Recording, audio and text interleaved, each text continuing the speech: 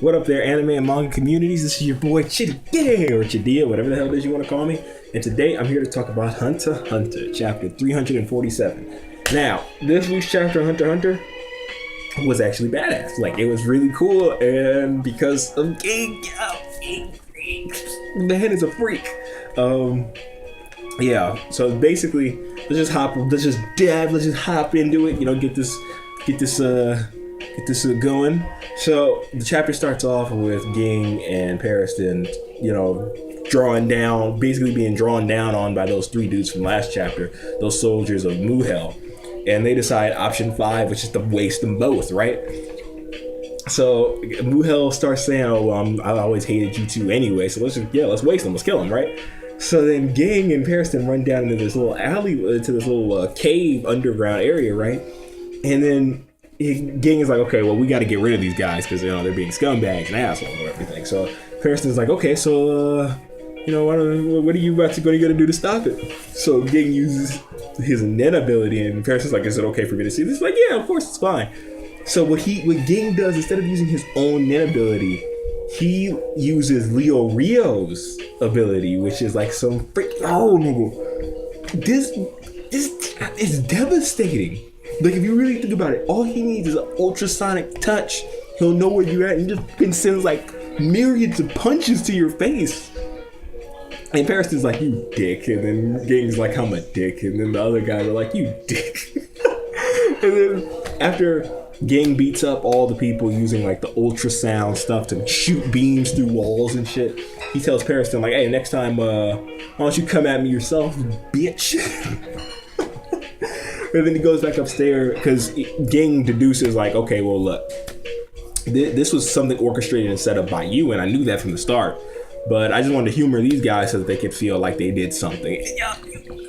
Ging, I love this man. And every time, I don't know if it's just me, but whenever I read freaking HunterxHunter and I see Ging, I always imagine Yusuke's voice. Can't you see like Yusuke's voice with him, like the English dub Yusuke, like? Anyways, so then he goes back upstairs and starts talking to Muhel, and Muhel starts, talking about, him being a soldier, and then he shows this freaking mecha thing that feeds off of a manipulation, and it allows weapons to be materialized and weapons to be weapons that can shoot your nin. And these are more effective, and this robot comes from a particular legendary squad that survived this rebellion without a single casualty, and it was just all kinds of crazy shit. And then Muhel starts to get into how he doesn't like how Ging has been handling things with this money situation. And he's like, you're a scumbag, you're making our people say they want to leave, and you're killing the trust within us. And Ging's like, well, my bad, homie, let's just give it. And look, right when we get into this, he starts talking about giving it to the Norwell Foundation, right? And I really like how Togashi puts a lot of detail into this world. Do you understand? Like, it feels like the real human race, the real world. Do you know what I'm saying? Like, you have foundations, financial, like, I just like how real Togashi makes HunterxHunter. Do you know what I'm saying? Like, it's real. It's some real shit. And that adds on to the credit of Togashi's, mastermindness of, writing. So then, basically what happens from there is Ging says, I'll, donate money, but then Muhel's like, oh, son, you're gonna have to become a soldier if you do that. And Ging's like, fuck it, I'll be a soldier. And basically, how it all wraps up is Ging decides, okay, I'll be a soldier. What is it? What does he have to do? He has to register as a grandson in the Norwell Foundation, and then he has to become a soldier to donate the money that he's giving so that everyone can get it equally and all this extra shit. And I'm gonna be honest with you, HunterxHunter's dialogue has been confusing the shit out of me lately. And I'm confused. Like, I'm being honest, it's been confusing the hell out of me lately, and I'm not even gonna front. So they start talking about Ging's reasoning for doing this shit in the first place, giving the money, knowing that it could possibly cause issues. And Ging's like, well, I actually didn't think it through. It was just kind of like some shit I did on the spur of the moment, because Ging was salty that his own little plan to get into the new world, the dark continent, was fucked up because of Beyond. And then when he came to fuck with Pariston and them, he was just trying to blow off steam.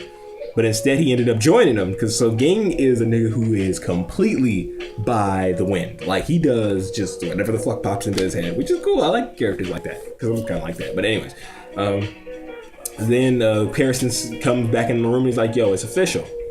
You're number 2. And then Harrison and Ging have like a stare off. He's like, well, yeah, only a name. You can keep, calling the shots. And Harrison's like, no, nigga. Why don't you go ahead and show me what you can do? And then Ging's like, I don't want to hold back. Yo, these two are like serious, like this is rivalry beyond rivalry. These niggas ready to kill each other, but I don't know if they're ready to kill each other, kiss each other, something, but they have some serious tension. I don't know what kind, but it's some they got some tension, and it's heavy. So yeah, that's pretty much the Hunter chapter for this week.